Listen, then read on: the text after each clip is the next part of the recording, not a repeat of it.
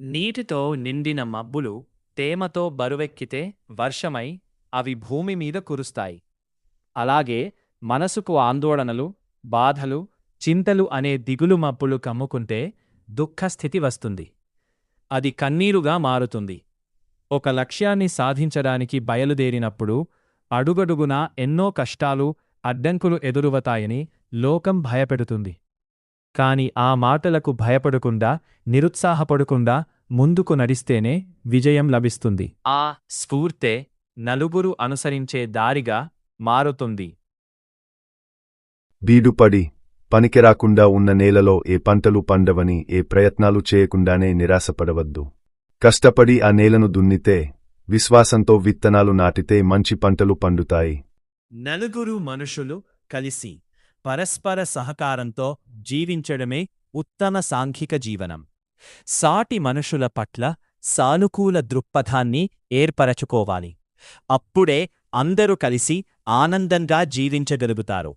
అటువంటి మనుషులు కలిస్తేనే ఒక ఊరు ఏర్పడుతుంది.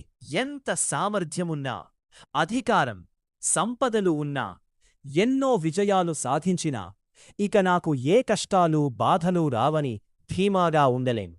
విధి ఎప్పుడు ఏ కష్టాలు కలిగిస్తుందో, సమస్యల పరీక్షలు పెడుతుందో ఎవరూ ఊహించలేరు. దాని శక్తి ముందు ఎవరైనా తలవంచవలసిందే. ఉన్నతమైన హిమాలయ పర్వత శిఖరం కూడా ఎందు వేడికి కరిగిపోయి నదిగా ప్రవహించవలసిందే. అలాగే ఎంతటి మనిషి గర్వమైనా నీరు కారిపోవలసిందే.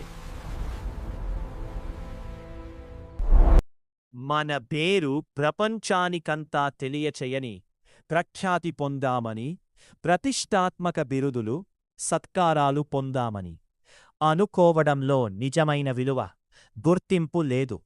మానవాళికి పనికి వచ్చే గొప్ప పని, చెరగని త్యాగం చేస్తేనే ఆ మనిషి పేరు చరిత్రలో శాశ్వతంగా నిలిచిపోతుంది.